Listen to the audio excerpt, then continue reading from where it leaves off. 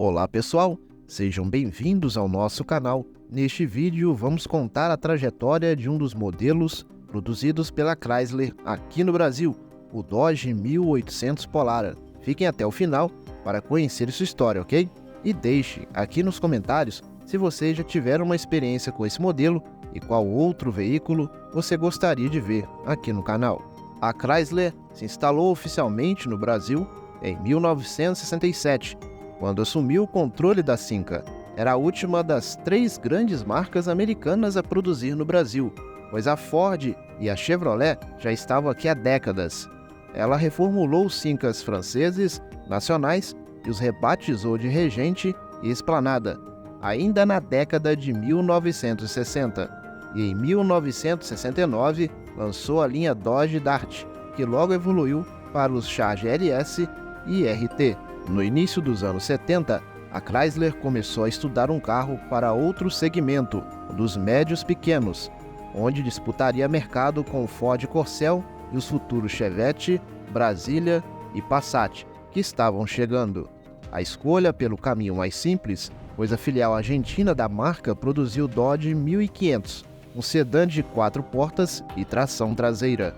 A origem do carro era inglesa, o Hillman Avenger, que foi lançado em 1970 na Inglaterra e fabricado pelo grupo Rootes para Hillman até 1976. Depois disso, a Chrysler Europa assumiu o controle da empresa e fabricou o carro de 1976 a 1981 com o nome de Chrysler Avenger e Talbot Avenger. O Avenger era produzido com 2 ou 4 portas e o Wagon de 4 portas. Era um carro de concepção simples, motor e câmbio longitudinais na dianteira, tração traseira, 4 marchas, eixo rígido atrás, motores com comando de válvulas no bloco e 1.250 ou 1.500 centímetros cúbicos. Seu desenho era arredondado com 2 faróis retangulares ou 4 redondos e o bocal do tanque de gasolina entre as lanternas traseiras. Em 1972, o Avenger passou a contar com a versão esportiva Tiger, motor 1500 de 90 cavalos, capô reto, spoiler traseiro e rodas de mini elite. Os faróis retangulares logo passaram a 4 redondos.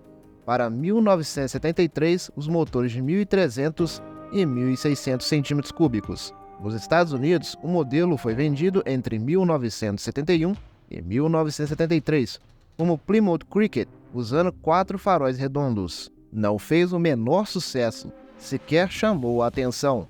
Nos países do norte da Europa era comercializado como Sunbeam 1250, 1300, 1500 ou 1600. Foi fabricado e vendido em vários mercados, inclusive Uruguai, onde tinha um modelo picape. No Brasil, o Dodge 1800, versão brasileira do britânico Chrysler, foi mostrada no Salão do Automóvel de 1972 e lançada no mercado em 2 de abril do ano seguinte.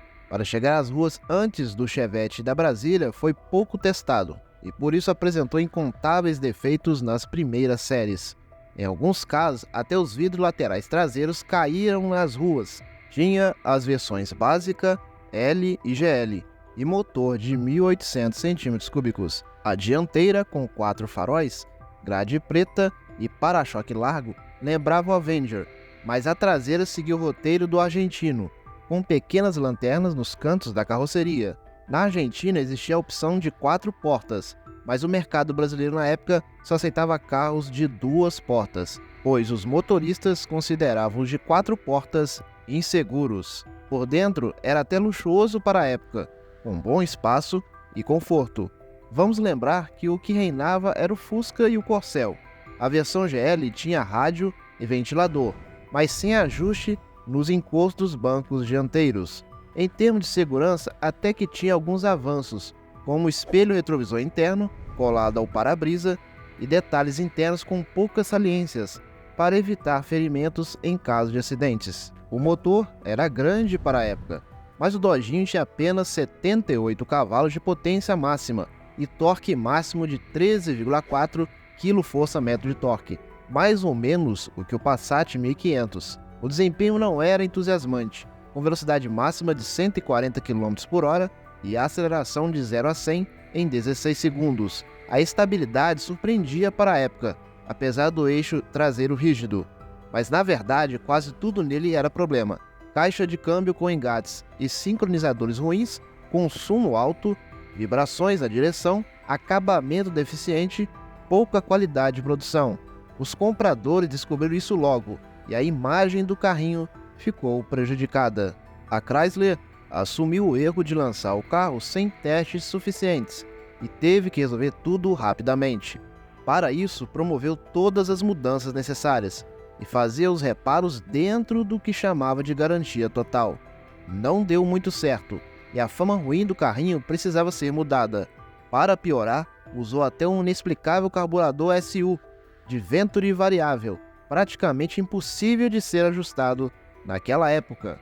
Uma tentativa de mudar a imagem do carro veio em abril de 1974, com o Dodge 1800 SE, versão de visual mais esportivo. Tinha faixas pretas na parte inferior das laterais e rodas de aço com pintura mais esportiva. Por dentro, novos revestimentos e o volante esportivo de 3 raios. Na verdade, era uma simplificação com a eliminação de vários componentes, o que barateou o modelo.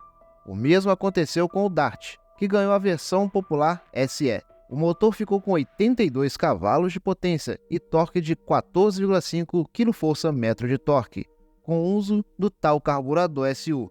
Mas o desempenho não melhorou, ainda mais num pretenso esportivo. A Chrysler passou a usar logo depois o carburador Hitachi, japonês, que também não deu muito resultado. No Salão do Automóvel de 1974, foi exibida uma wagon de 4 portas, obviamente argentina. Era um período em que as wagons se davam bem no mercado brasileiro, mas a Chrysler errou de novo e abandonou o projeto. O terreno ficou tranquilo para a Ford Belina, a Volkswagen Variant e as que vieram depois, como Chevette Marajó, Variant 2 e mais adiante a Volkswagen Santana Quantum. Definitivamente, o Dodge 1800 estava queimado no mercado. A Chrysler continuou trabalhando e até mudou o nome do 1800 para Polara. Isso aconteceu em 1976, e Polara era um nome usado para carros maiores da marca em diversos mercados.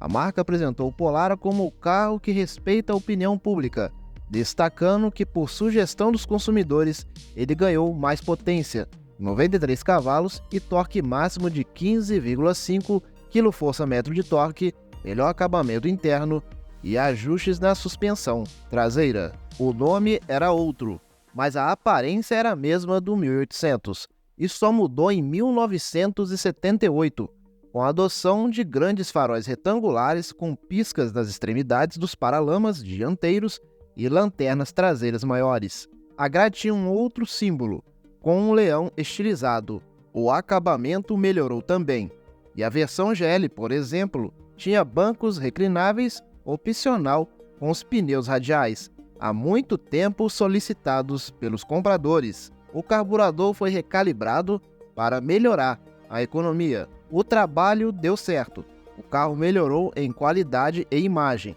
e já no ano seguinte, 1979, o Polara tinha como opcional um avançado câmbio automático, o primeiro de 4 marchas aplicado num carro nacional. Outro automático de 4 marchas só surgiu 10 anos depois, no Chevrolet Diplomata SE. A Chrysler estava com a linha de carros grandes renovada, Dart, Charger RT, Magnum e Le Baron, e o Polara vinha se recuperando bem no mercado, mas naquele mesmo ano a Volkswagen comprou a Chrysler do Brasil, como já havia feito com a Vemag, criando dúvidas sobre a continuidade ou não dos carros Dodge. Para acalmar o mercado e não encalhar os modelos nas lojas, a Volkswagen publicou anúncios com o tema "O que vai acontecer com esses carros e caminhões?", ou garantindo que a Volkswagen apostou nestes carros e caminhões. Tentava convencer os interessados de que a marca Dodge estava bem, obrigado. Mas já não havia feito isso antes com a Vemag, garantindo que os DKW não iriam desaparecer. E desapareceram. O Polara ainda ganhou uma versão em 1980, a GLS, com bancos dianteiros com encosto de cabeça integrado, vinha também no GL, e painel de instrumento importado, com 6 mostradores da velha. Para-choques com polainas de plástico, calotas exclusivas e para-brisa laminado, opcional, entre outros. Pneus radiais na medida 165/80/13 eram também opcionais. O motor ganhou um novo carburador, Weber de corpo duplo, taxa de compressão mais alta, 8/1, mais potência, 90 cavalos e maior torque, 15 kgfm de torque. Acelerava de 0 a 100 em 15 segundos, com velocidade máxima de 155 km/h. O carro estava muito bom e começou a concorrer com o Passat. Por isso, a Volkswagen não pensou em evoluir mais com o Polara. Em 1981, o 1800 Polara saiu de linha, com apenas 92.665 unidades produzidas. A Volkswagen não cumpriu de novo sua promessa. Bom, pessoal, é isso. Até o próximo vídeo.